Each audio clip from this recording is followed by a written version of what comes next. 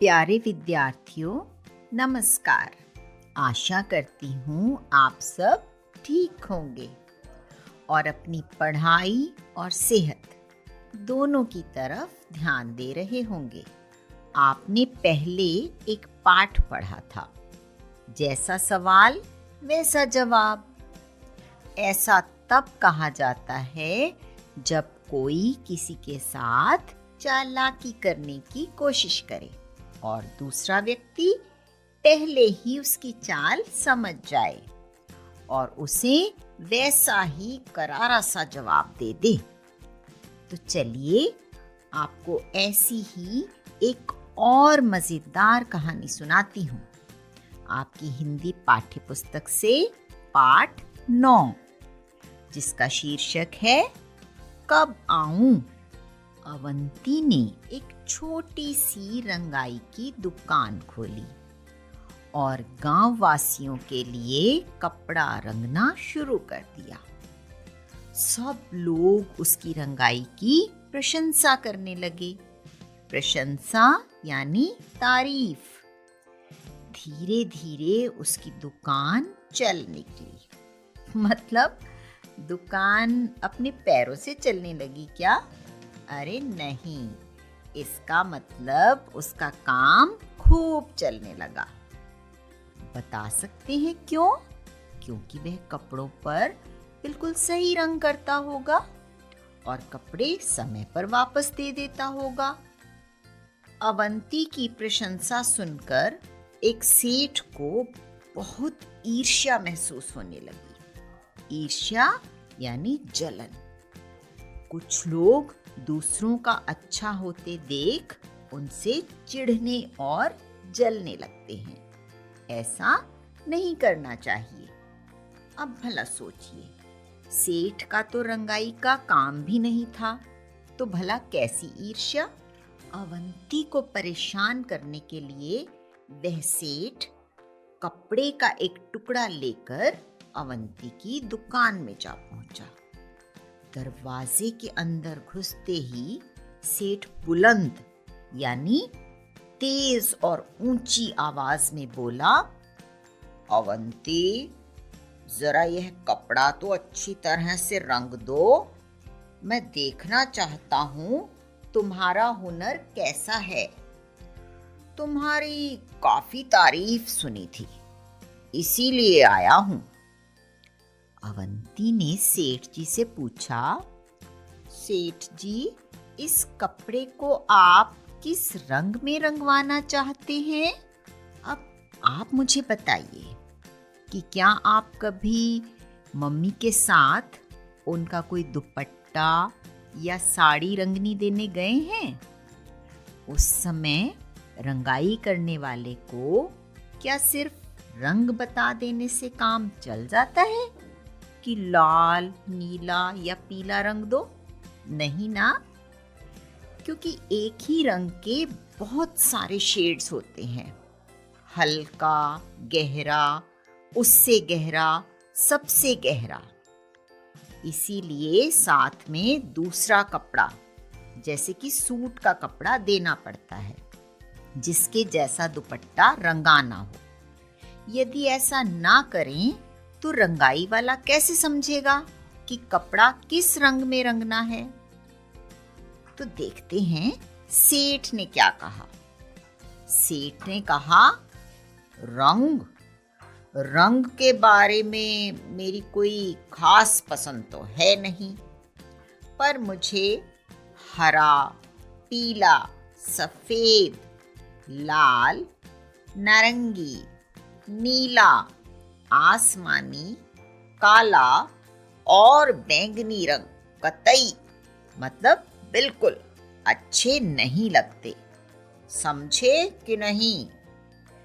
आप बताइए, कुछ समझे कि नहीं? समझ गए ना कि सेठ ने सब रंगों का नाम लेकर तो यह कह दिया कि ये सब रंग उसे पसंद नहीं। तो बेचारा अवंती किस रंग में कपड़ा रंगता?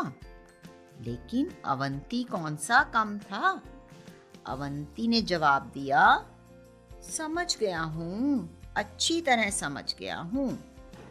मैं जरूर आपकी पसंद की रंगाई कर दूंगा। अवंती ने सेठ का मंसूबा भांपते हुए, यानी उसकी योजना या चाल समझते हुए, उसके हाथ से कपड़े का टुकड़ा ले लिया। सेठ ने खुश होकर कहा, अच्छा, तो इसे लेने मैं किस दिन आऊं? आप भी जरा याद कीजिए, किस किस दुकान पर जाकर आप ऐसा कहते हैं कि मैं इसे लेने कब आऊं या किस दिन आऊं? शायद जब दर्जी को कपड़े सिलने देने जाते हैं, या जब कोई चीज़ ठीक करने के लिए देने जाते हैं, जैसे घड़ी, पंखा, कोई मशीन वगैरह। अवंती ने कपड़े को अलमारी में बंद करके उसमें ताला लगा दिया और सेठ से बोला, आप इसे लेने सोमवार, मंगलवार, बुधवार, बृहस्पतिवार, शुक्रवार, शनिवार और रविवार को छोड़कर किसी भी दिन आ सकते हैं। जरा बताइए तो, अवंती ने कितने दिन गिनाए?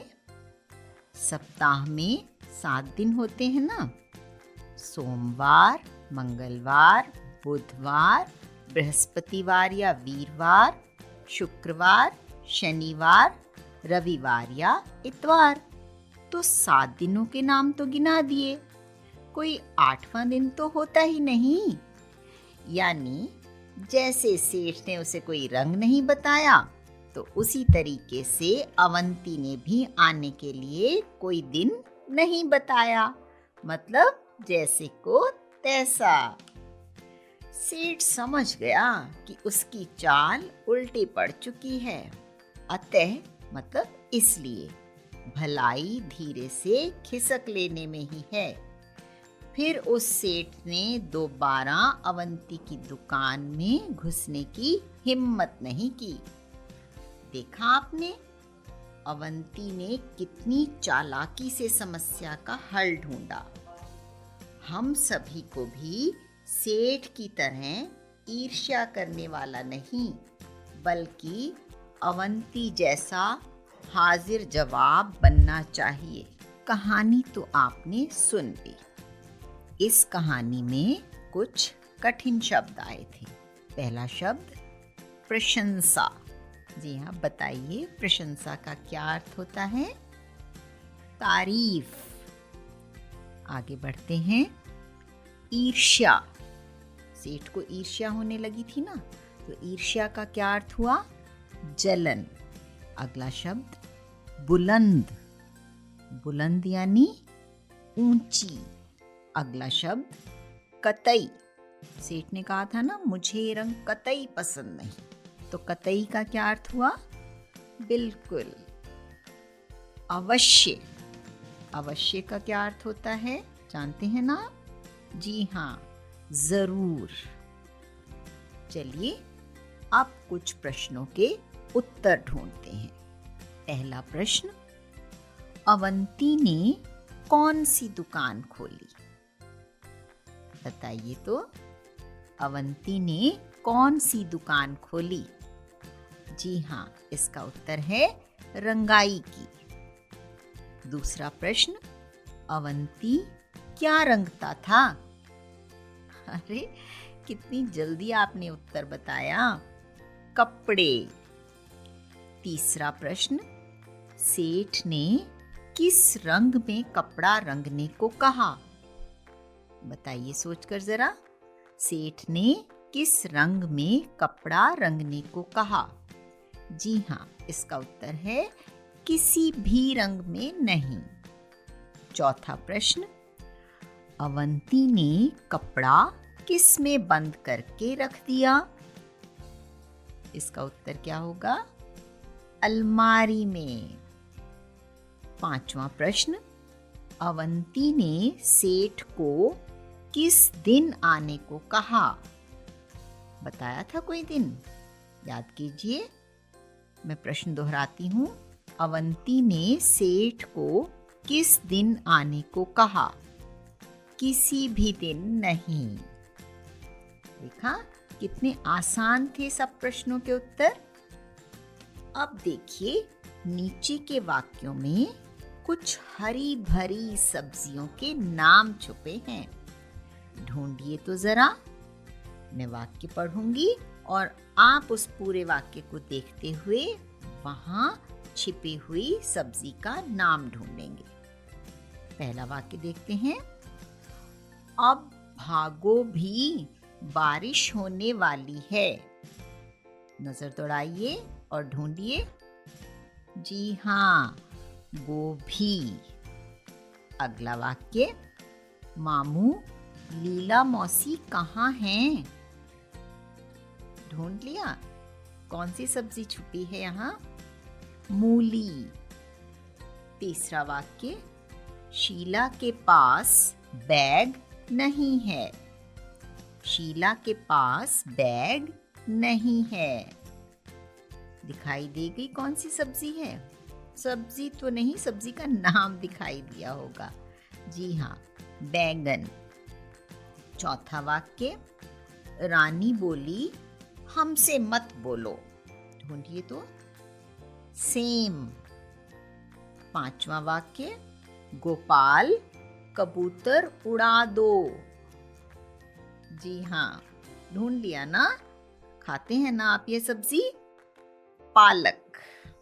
देखा कितना आसान था वाक्यों में छुपी हुई सब्जियों के नाम ढूंढना भी। अब हम देखते हैं यहाँ एक शब्द आया था रंगाई। तो रंगाई शब्द रंग से बना है। रंग से क्या बना? रंगाई। इसी तरह कुछ और शब्द बनाएं। शुरू करें? जी हाँ, अब मैं आपको शब्द बताती हूँ जिससे नए शब्द बनाने हैं। चढ़, चढ़ाई। साफ, सफाई। पढ़, पढ़ाई। लिख, लिखाई। बहुत अच्छे।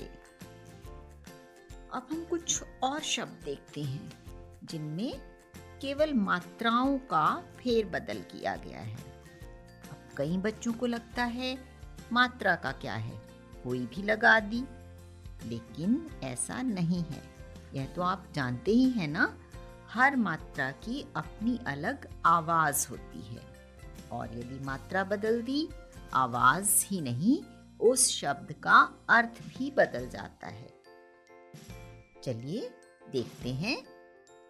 अब यहाँ आप देख रहे हैं पहला शब्द है मेला और आगे आपको क्या दिखाई दे रहा है? यहाँ म को मात्रा कौन सी है? ए की? नहीं, ए की। तो क्या बना? मेला। अंतर है ना? देखने में लग रहा है एक मात्रा और दो मात्रा, लेकिन कितना अंतर है। मेला सब जानते हैं। मेला लगता है, वहाँ झूले होते हैं, दुकानें होती हैं, सब घूमने जाते हैं। तो मेला। और दूसरा शब्द है मैला। मैला तो समझते हैं ना, कपड़ा मैला हो गया, है ना? अब इसी तरह से अगला शब्द हम देखते हैं। देखिए, पहला शब्द में और आगे मैं। दोनों में कितना अंतर है? देखने में लग रहा है छोटी सी मात्रा ही तो अतिरिक्त हुई है। मैं तो सब जानते हैं और में मतलब किसी चीज में कुछ डालना, और मैं का तो सबको पता है, मैं हूं ना। आगे बढ़ते हैं। बेल और बैल। जी हाँ, बेल देखी है ना आपने? तोरी की बेल, घिया की बेल, अंगूर की बेल। पेड़ों पर चढ़ जाती है बेल, दीवार पे भी होती है और दीवार के साथ साथ चढ़ती है। और दूसरा क्या है? बैल। खेतों में देखते हैं आप, किसान बैल के साथ हल चलाता है खेत में। तो कितना अंतर है बेल और बैल। आगे चलें, अभी तो और आपको बहुत मजा आएगा। अगला शब्द सुख और सूख। जी हाँ, सुख का मतलब सभी जानते ही हैं। सुख मतलब सुख मिलना। और सूख, सूख क्या होता है? कपड़े सूख गए, है ना? कितना भारी अंतर है, सुख और सूख। आगे बढ़ें। पिला और पीला। पिला कब कहते हैं हम? हमें चाय पिला दो। और पीला, इस चीज का रंग पीला है ना? आगे देखिए। दिन और दीन। दिन तो सबको मालूम है। आज कौन सा दिन है? सोमवार, मंगलवार, बुधवार, कोई भी दिन हो सकता है। और दीन कहा जाता है किसी गरीब को, दुखी को। आगे बढ़ें। खोल और खौल। जी हाँ, खोल। खोल कब कहते हैं? किसी भी चीज का ढक्कन है वो खोलना है, या फिर कोई बैग है उसको खोल दीजिए। और खौल, आपने देखा है जब पानी गर्म करना रखते हैं तो एक स्थिति ऐसी आती है जब वह खौलने लगता है, खूब उबलने लगता है, उसे कहते हैं पानी खौल गया। अगला शब्द देखिए। और क्या होता है? जब हम कहते हैं इस चीज की ओर इशारा मत करो, यानी उसकी तरफ। और मैं और मेरा भाई, है ना? हम कहते हैं दाल और रोटी, तो दोनों में ही अंतर, एक मात्रा जहाँ है वह है और जब दोनों हैं तो और। अब आपको समझ आ गया ना कि मात्राएं सोच समझकर ठीक से लगानी चाहिए, नहीं तो शब्द बिल्कुल ही बदल जाते हैं। तो कैसा लगा यह पाठ आपको?